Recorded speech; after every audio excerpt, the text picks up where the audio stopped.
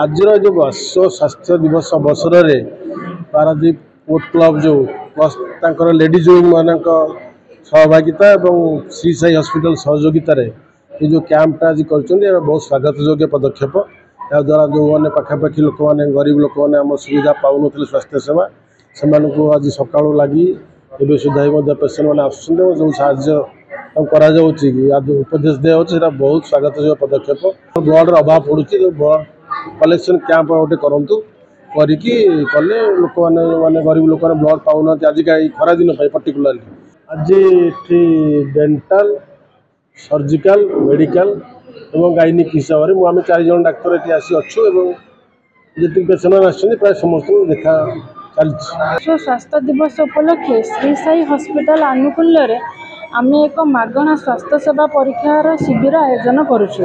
एमर gynaec विभाग dentist विभाग और मेडिसिन विभाग डॉक्टर माने उपस्थित अच्छा पाखापाखि 150 लोक टेस्ट सब परीक्षा करुँच। मोर ए डायबिटीज फ्री चेकअप भी चलती ब्लड प्रेशर भी चेकअप चलती।